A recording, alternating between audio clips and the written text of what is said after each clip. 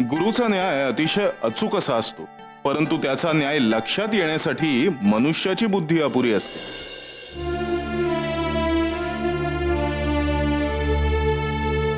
सोळप्पा, हो दिवसाची रात्र झाली, घरी नाही का जायचं?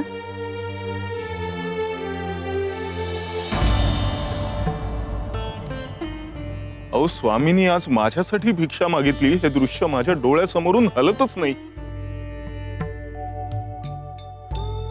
वारंवार एकच विचार मनात येतो की स्वामी तुझं ऋण संपलं असं म्हणाले. हे ऋण कसलं? सोळप्पा, अहो स्वामींच्या उक्तीचा आणि कृतीचा अर्थ लावणं आपल्यासाठी अवघड आहे. पण पण मला असं वाटतं की तुम्ही स्वामींसाठी घरच्या वस्तू गहाण टाकल्या होत्या.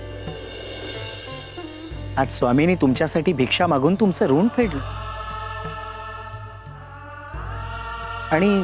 आणि याखेरीज आणि एक गोष्ट, तुमचं आणि स्वामींचं नातं गुरु शिष्याचं हे फक्त या जन्मीचं नाही, जन्मोजन्मीचं. भक्त परमेश्वराच्या ऋणात जसा असतो तसा परमेश्वरही भक्ताच्या ऋणात असतो. परमेश्वराचं ऋण कसलं? भक्तीचं ऋण. त्याशिवाय मोक्षाचा मार्ग मोकळा नाही होत. म्हणून स्वामी असं म्हणाले असतील. आता स्वामींच्या बोलण्याचा अर्थ कुठं कुठं लक्षात येत. अहो, पण स्वामी अजून कसे आले नाही? मला स्वामींशी बोलायलाच हवं. मी केलेल्या प्रमादांबद्दल त्यांची माफी मला मागायलाच हवी.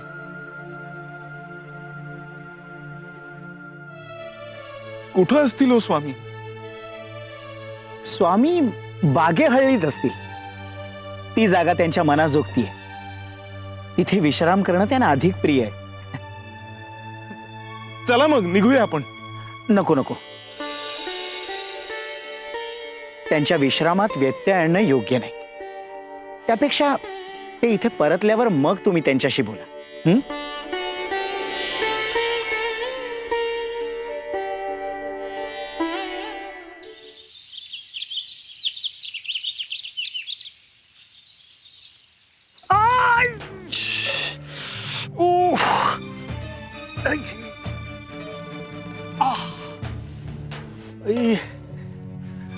भगवंता, काय रे बाबा हे? तुझ्या दारात फुलं घेऊन येतोय तर तू आमच्या मार्गात हे असे काटे पसरलेस. भगवंता, का रे बाबा हे दुःख देतोस असं? काय कुलकर्णी, कुठे निघाला? मंदिर? अहो, कशाला व्यर्थ वेळ वाया घालवताय? त्या देवाची भक्ती करून काय मिळणार काय तुम्हाला?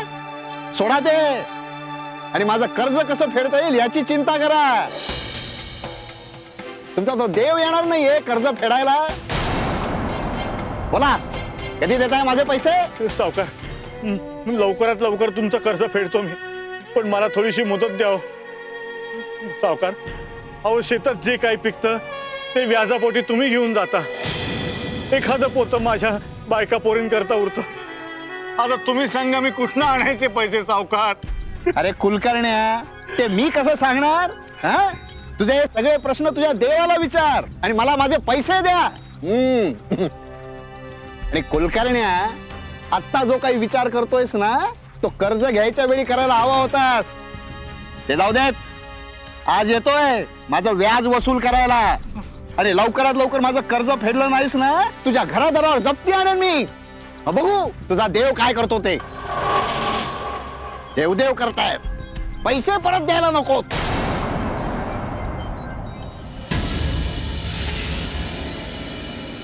अरे चा,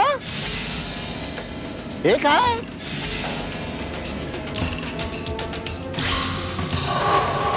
ओ कुलकर्ण्या,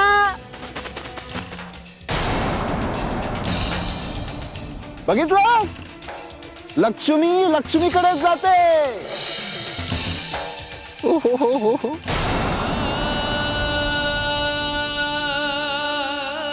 काय रे बाबा भगवंता, कुठला हा न्याय?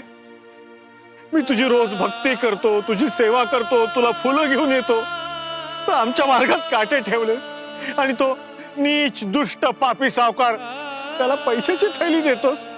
भगवंता, हा कुठला न्याय रे बाबा तुझा?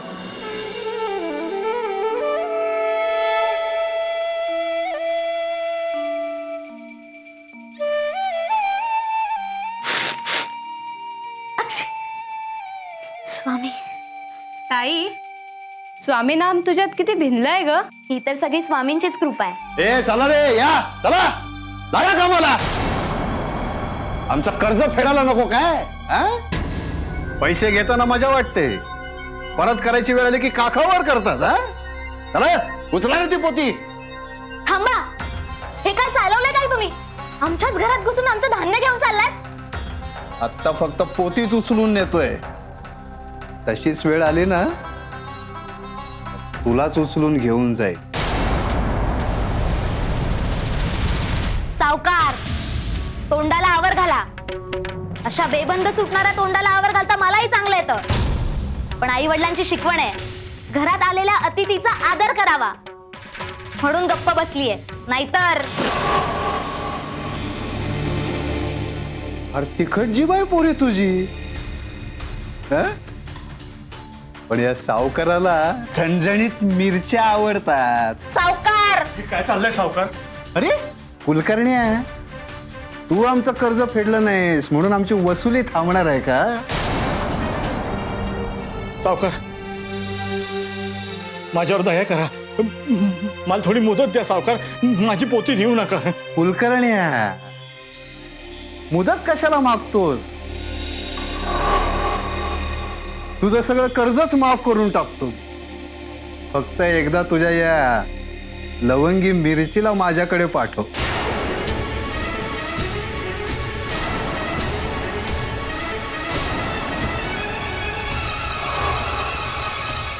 तुम्ही मला असं बोलताय? अरे कोण आहेस, कोण तू? मी कोणी नाही, पण माझे गुरु खूप मोठे आहेत, स्वामी समर्थ. हो, मी त्या अनंत कोटी ब्रह्मांड नायक राजाधिराज योगीराज स्वामी समर्थ महाराजांचे भक्त आहे. आणि जर तुम्ही स्वामींच्या भक्तांबद्दल अनुद्गार काढाल ना, तर स्वामी तुम्हाला कदापि माफ करणार नाहीत. अरे कोण कुठला तुझा तो स्वामी? तो काय बिघडवणार आहे माझं? तुझं सगळं धान्य घेऊन जातो मी. सावकार, अशी चूक करू नका. ए पोरी, सावकार आहे मी चूक करत नाही. आणि आता एवढ्यावर थांबणार नाही हा मी कुलकर्ण्या. 1 दिवसाची मुदत देतोय तुला. उद्यापर्यंत माझं कर्ज फेडलं नाहीस तर घरादारावर टाच आणीन तुझ्या.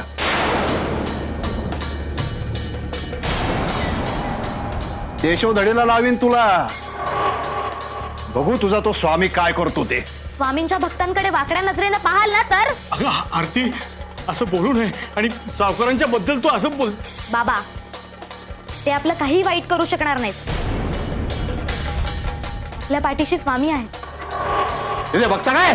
चला रे. हा, नको सावकार, तुमच्या पाया पडतो, नका आमचं धान्य न. सावकार, सावकार, त्यांना थांबवा. हो सावकार, अहो अहो सर.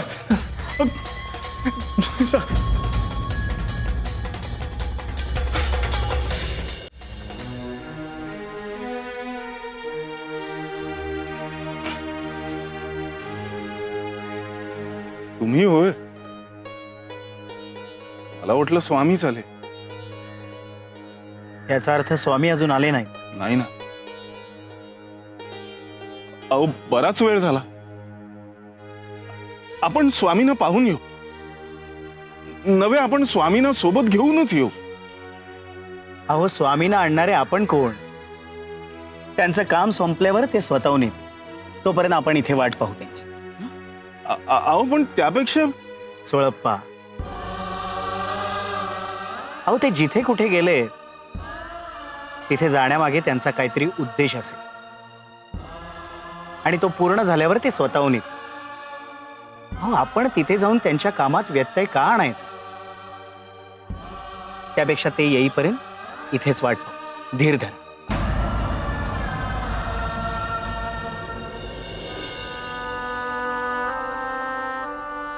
हो, त्या सावकाराचं कर्ज फेडायला हवं लवकरात लवकर. त्याची हाव आता वाढतच चाललीये. त्याची नजर पाहिली, आपल्या मुलींवर डोळा आहे त्याचा. वयात आलेल्या तरुण मुली आहेत आपल्या घरात. त्यांच्या बाबतीत काही भलतं सलतं व्हायला नको.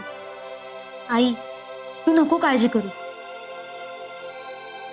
माझे स्वामी आहेत ना, तेच दाखवतील काहीतरी मार्ग यातून.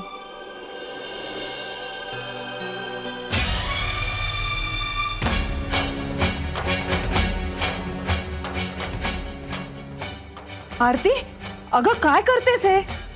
किती वर्ष आम्ही सांभाळून ठेवलंय ते. त्याचीच वस्तूंना हात नको लावूस. अगं तुझ्या लग्नासाठी जपून ठेवलंय आम्ही हे. आई, आपण जगलो वाचलो तरच होईल माझं लग्न.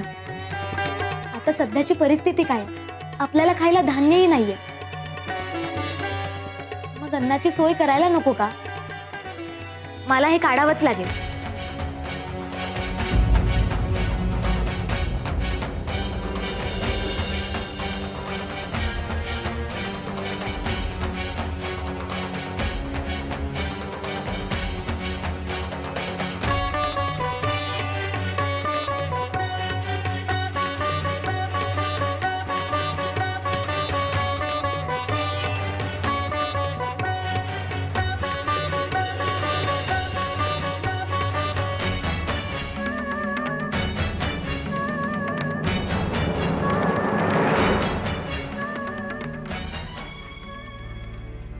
बाबा, हे घ्या.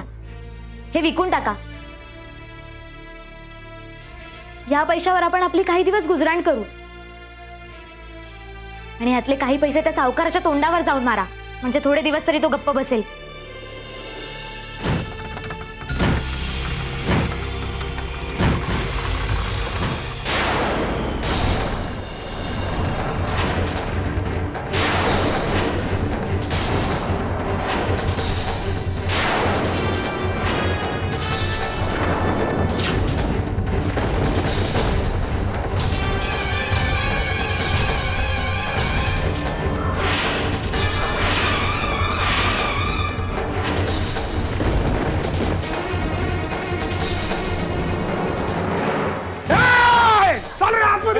नको नको नको नको.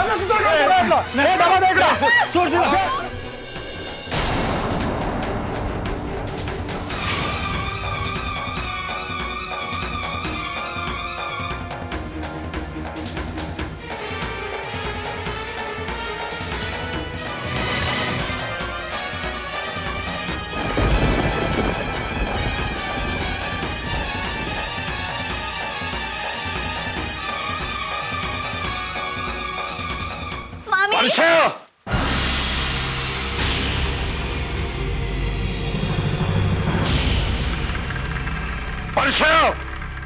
सोड.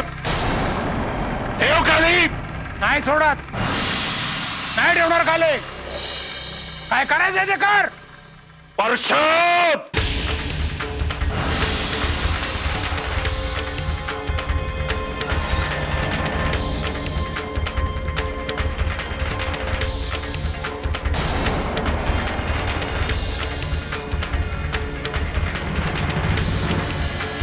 अरे किती पाप करशील, या पापाचे परिणाम तुला काय भोगावे लागणार आहेत याची कल्पना नाहीये तुला.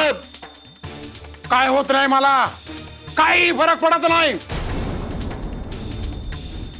वर्षात तुझा हिशोब चुकतोय रे.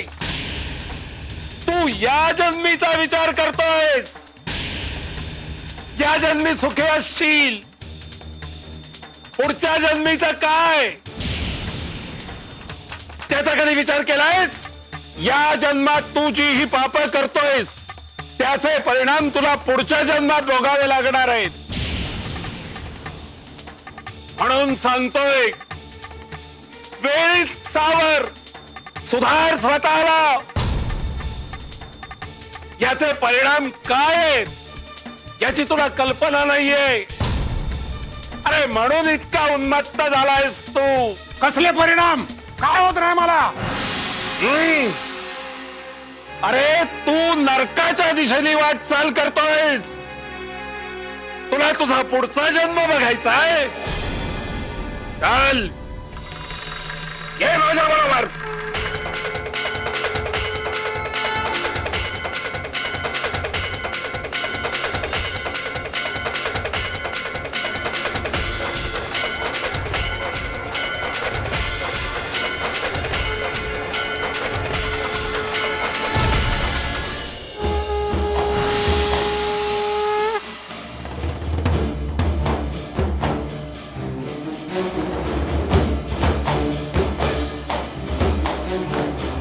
हा तर वेगळाच प्रांत दिसतोय. बघ नीट बघ. दादा दादा नको ना काढू. दादा दादा नको ना नको ना काढू. चालले की इथून. दादा दादा दादा.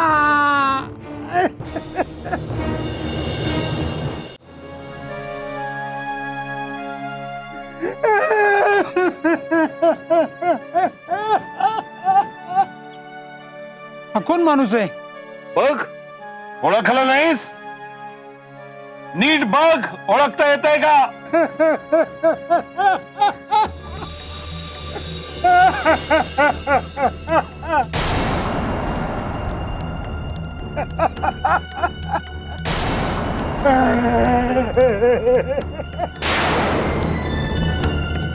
अरे देवा, हा तर मीच आहे.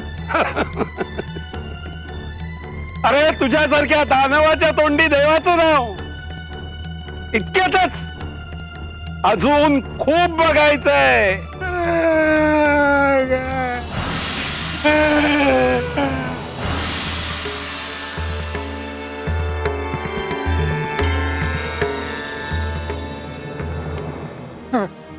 हो बाबा बाबा द्या ना काहीतरी खायला. द्या ना. चल काळा कर इथून. हो बाबा द्या ना काहीतरी खायला ना बाबा. अरे असा भयंकर रोग झालाय तुला आणि लाज ही वाटत नाही हा? जा जा जाऊन जीव दे शिंपी भर पाण्यात. अरे अरे हा रोग झाला त्यात त्यात माझा काय दोष रे बाबा? तुझा नाही मग कोणाचा दोष? म्हणे माझा काय दोष? अरे तुझीच मागच्या जन्मीची फळं तुला भोगायला लागतायत. म्हणे माझा काय दोष आहे? चल.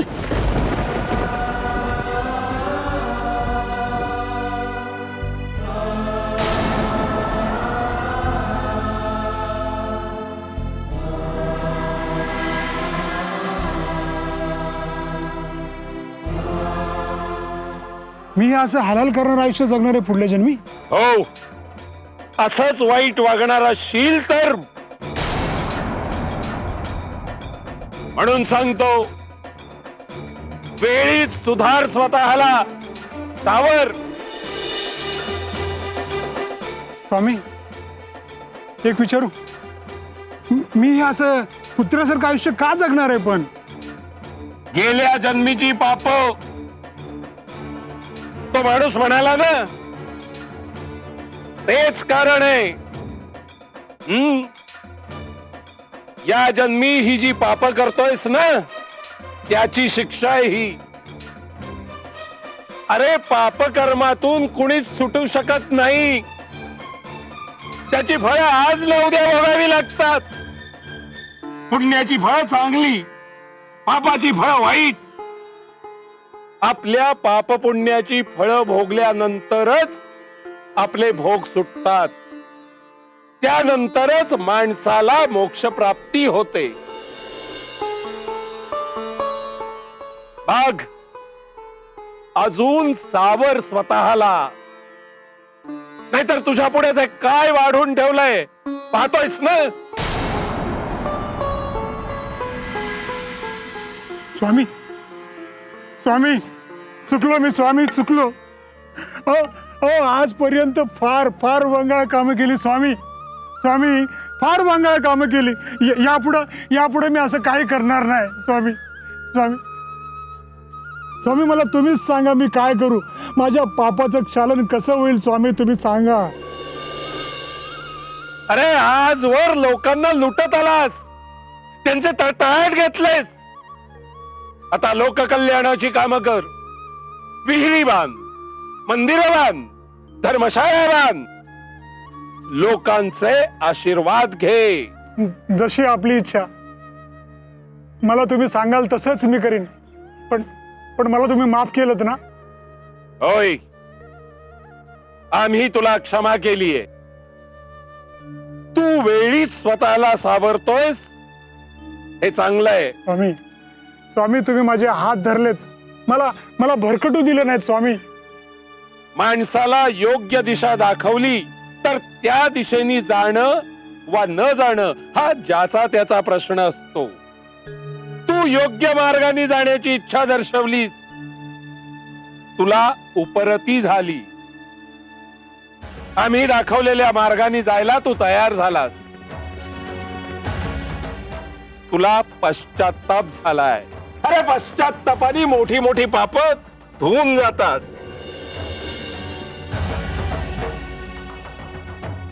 येऊ नकोस, मी तुझ्या पाठीशी आहे.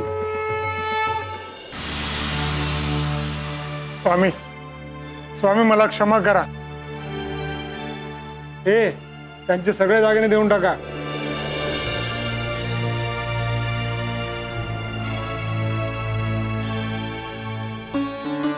स्वामी तुम्ही आमच्यासाठी धावून आलात, माझ्या घरादाराला वाचवलं स्वामी. ही तुझ्या मुलीच्या भक्तीची ताकद. तिच्यामुळे आम्हाला धावून यावं लागलं. मुली, आम्ही सदैव तुझ्या पाठीशी आहोत. केव्हाही हाक मार, आम्ही धावून येऊ. जोशाकडून 3 पोती. अरे परशा, ये वेळेवर आलास. झालं आपलं काम. कुठे आहे ती कुलकर्णीची लवंगी मिरची? नाही सावकार, त्या वाटेला जाऊ नका, फार महागात पडेल ते. परशा शुद्धीवर आहेस का? सावकार, आता शुद्धीवर आलोय. तुम्ही जागे व्हा. कुलकर्णी भला माणूस आहे, त्याचं कर्ज माफ करा. स्वामी समर्थांची कृपा आहे त्यांच्या कुटुंबावर. मी प्रत्यक्ष अनुभव घेतलाय त्याचा. अरे रे रे रे रे परशा, इतका डरपोक निघालास तू? अरे कोण स्वामी? कुठला स्वामी? त्याने काय भूल बील घातली काय तुला? अरे परशा, असं काही नसतं. थोटांड आहे, बनावट आहे तो स्वामी. नाही बरोबर, ही त्या कुलकर्ण्याची काहीतरी चाल असणार आणि तू बळी पडलास. सावकार, स्वामींबद्दल असं बोलू नका, भोगावं लागेल. कुलकर्ण्याचं कर्ज माफ करा आणि त्याला विसरून जा. अरे हाय परशा, तू ढेपाळास, पण मी कच खाणार नाही. कुलकर्ण्याची पोर अपमान केलाय तिनं माझा. तिचा सूड उगवायचा आहे मला. तिला मिळवायची आहे मला. सावकार तुम्ही यावेळी कुलकर्ण्या घेणे आहे मी. काळ वेळ बघून येत नाही. चल माझे पैसे टाक. नाही हो सावकार, माझ्याकडे तुम्हाला द्यायला आता पैसे नाहीयेत. आणि सावकार तुम्ही काळजी करू नका, मी तुमचे सगळे पैसे परत करेन. सावकार तुम्ही मला 1 दिवसाची मुदत वाढवून दिली होतीत ना? अरे हट, कसली मुदत आणि कसलं काय? मला वाटलंच होतं तुझ्यासारख्या फाटक्या माणसाकडे पैसे कुठून असणार. तू फक्त मुदतीचीच भाषा करणार. पण यावेळी गय करणार नाहीये मी. तुझी जप्ती घेऊन आलोय तुझ्या घरावरती. अरे फौजदारांना बरोबरच घेऊन आलोय मी. ओ फौजदार चला. अहो नको सावकार, ऐका माझं. सावकार माफ करा मला. सावकार चला, घर खाली करा. चला. सावकार, तुम्ही आम्हाला घराबाहेर काढून खूप मोठं पाप करताय. याची फळं तुम्हाला भोगावीच लागतील. अगं कसलं पाप आणि कसलं काय अगं आमचा धंदा करतोय आम्ही. जप्ती आणली तुझ्या घरावरती, मुकाट्याने घर खाली कर. चल. ओ फौजदार बघताय काय, काढा यांना घराबाहेर. हो, घेऊन जा तिला. नको, तुमच्या पाया पडतो मी. अहो, चला लवकर. सावकार, सावकार माझं ऐका. सावकार नका असं करू. हो सावकार ऐका. सावकार, सावकार नका आम्हाला घराबाहेर करू. अहो, सावकार ऐका. हो, आमचं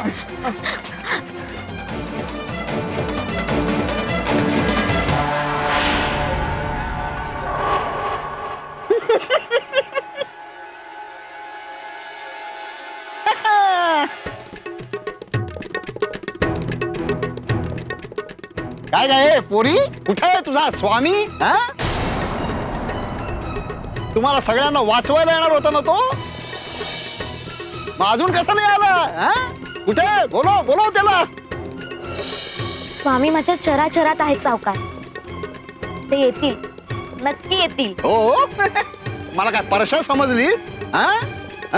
त्याला या भाकड कथा ऐकून घाबरवून टाकलात तुम्ही, पण मी बदणार नाही. सावकार, तुम्ही परमेश्वरी शक्तीबद्दल शंका घेताय. स्वामींविषयी अनुद्गार काढताय तुम्ही. फार मोठी चूक करताय. प्रत्यक्ष स्वामींच्या रूपात परमेश्वर अवतरलाय. अनाथांचे नाथ, दीन दुबळ्यांचे पाठीराखे, भक्तवत्सल आहेत माझे स्वामी.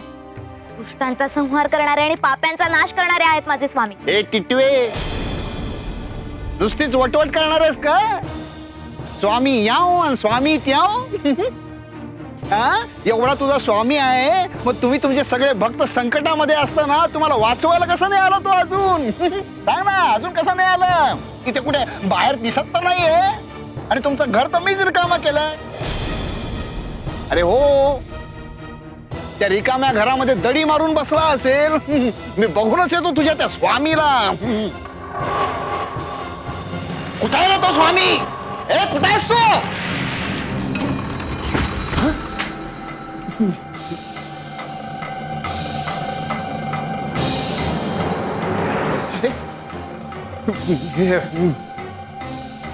काय रे, आम्ही कुठे आहोत ते शोधत होतास ना?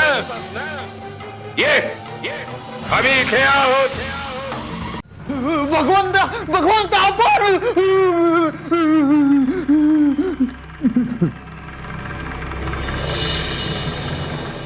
परमेश्वरावर विश्वास नव्हता ना तुझा? दगड म्हणून संभावना करत होतास. लोकांवर मन मानेल तसे अत्याचार करत होतास. फार मार झाला होता ना तुला? लोकांची फसवणूक करत होतास. अरे तुझ्या अनिर्बंध जुलुमांचा अंत करण्यासाठी आम्हाला यावं लागलं. आमच्या भक्तांवर अन्याय करतोस. आरती आमची भक्त आहे, तिच्यावर तू वाईट नजर टाकतोस. लक्षात ठेव, जेव्हा जेव्हा हिरण्यकश्यपू जन्म घेईल, तेव्हा तेव्हा आमच्या प्रल्हादाला वाचवायला आम्ही कुठल्या न कुठल्या रूपात अवतार घेऊ.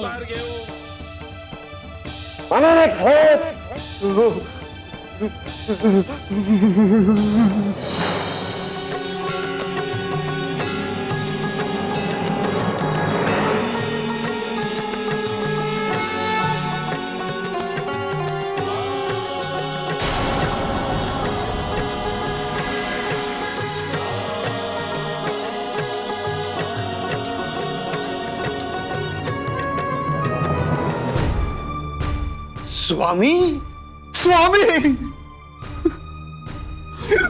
स्वामी, मी तुम्हाला शरण आलेलो आहे. स्वामी, आजपर्यंत माझ्या हातून खूप चुका झाल्या, पण मला माफ करा स्वामी. स्वामी, माझा उद्धार करा. मला गुरु उपदेश द्या स्वामी. अरे का तू त्या गरीब बिचारे शेतकऱ्यांच्या पाठी हात धुवून लागलाय? त्यांच्या परिस्थितीचा फायदा घेऊन त्यांना कर्ज देण्याच्या नावाखालती त्यांना नाडतोयस आणि तुझी तिजोरी भरतोयस. भूमिपुत्र आहेत ते, त्यांच्या कष्टामुळे सर्वांची पोट भरतात. हे जग चालतं त्यांच्यामुळे. तुझ्या खिशात पैसे कोळकोळतात याची तरी ताट ठेव.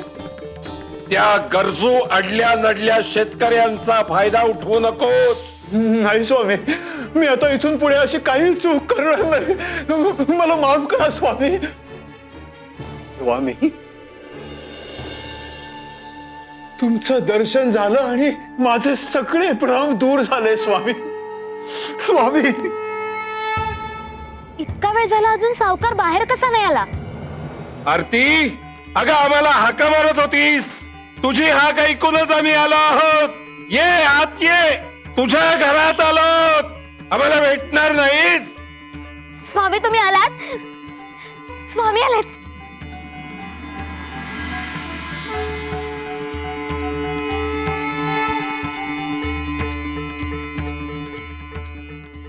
कुलकर्णी, मला माफ करा. आरती, आरती, मी तुझे हात जोडून क्षमा मागतो. आजपर्यंत माझ्यामुळे तुम्हाला खूप त्रास झाला, पण आता इथून पुढे नाही होणार. माझा तुमच्यावर कुठलंही ऋण नाही कुलकर्णी. तुमचं सगळं कर्ज मी माफ केलंय.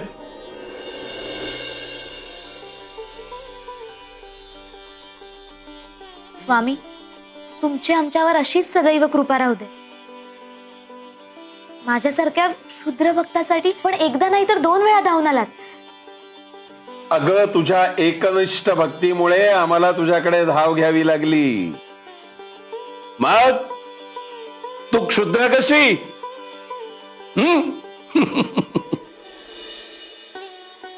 अगं तुझ्या निस्सीम भक्तीची ही किमया आहे. स्वामी, आपले आभार कसे मानावे हेच कळत नाही. केवळ आपल्यामुळेच माझं घर वाचलं आज. आणखी एक, आज आम्ही तुझ्या एका प्रश्नाचं उत्तर द्यायला आलो.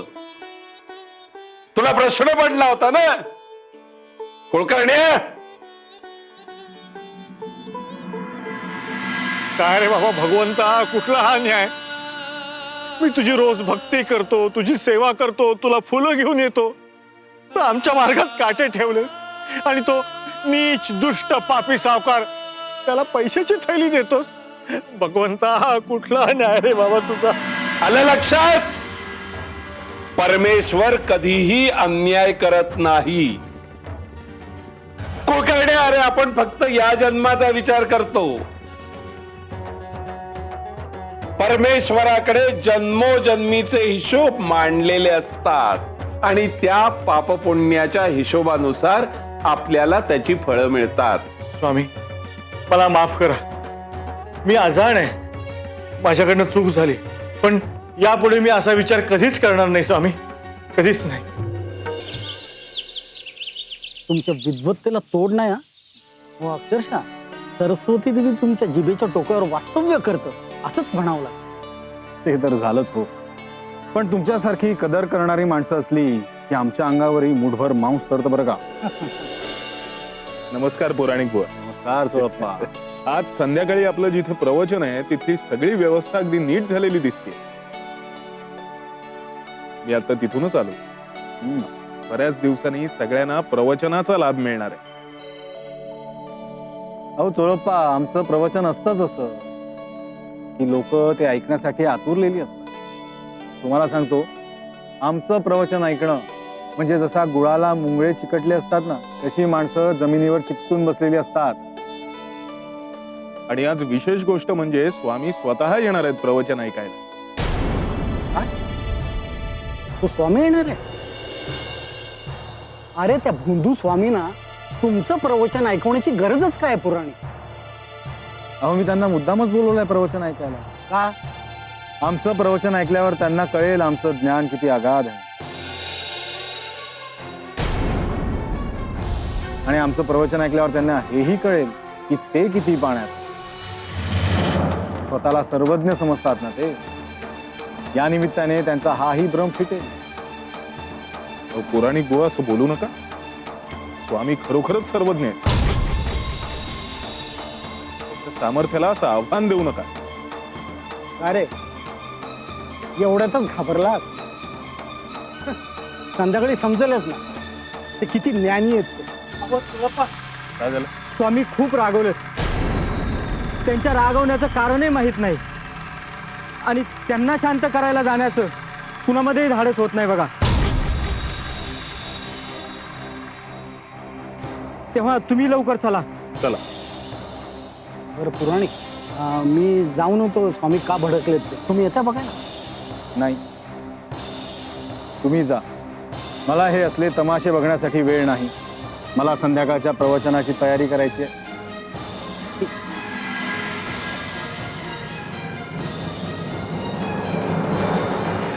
त्याची हिंमतच कशी झाली. आता येऊ देत त्याला. असा हग्या दम देतो, पुन्हा हिंमत नाही करणार असलं कृत्य करण्याची. चालेल, त्या गड्याला घेऊन ये इकडे.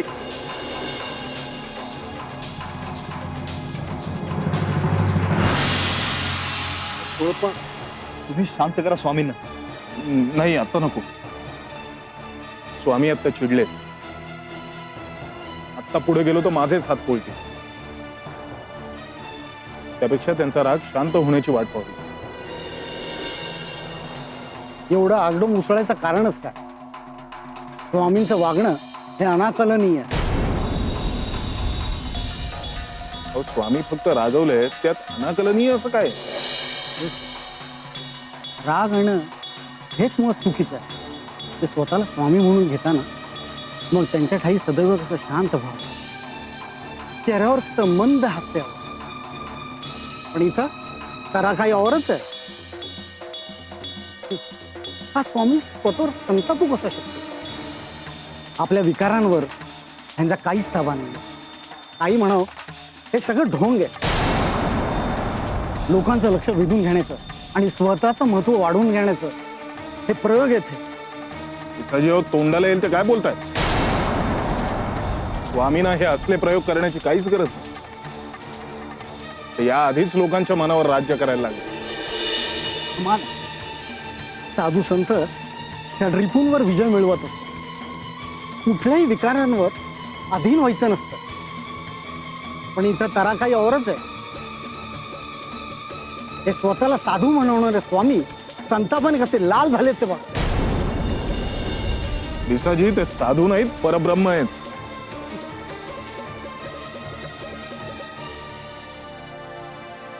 माझी काही चूक झाली का स्वामी? चूक? अरे गुन्हा केलायस तू. एखादा जीव घेतलायस. पण असं तर मी काहीच केलं नाही स्वामी. नाही कसं? मगाशी तुझ्या घराजवळचं एक झाड तोडलंस तू. म्हणून रागावलो होता मी. अरे झाडांची खेळ केलेले मला आवडत नाही. ठाऊक आहे ना तुला? वृक्ष म्हणजे आपल्या आई बापांसारखे. अरे स्वतः उन्हात तान्हात उभे राहतात आणि आपल्याला आसरा देतात, सावली धरतात. अरे त्यांच्याशी कृतज्ञपणा करायचा. स्वतःच्या आई बापांवर कुऱ्हाड चालवायची. अक्षम्य अपराध केलायस तो. चूक झाली. यापुढे असं नाही होणार स्वामी. नाही, अपराध केलास ना, त्याला शिक्षा व्हायलाच हवी. एक झाड तोडलंस, आता अशी 100 झाडं लाव. चल जा, निघ.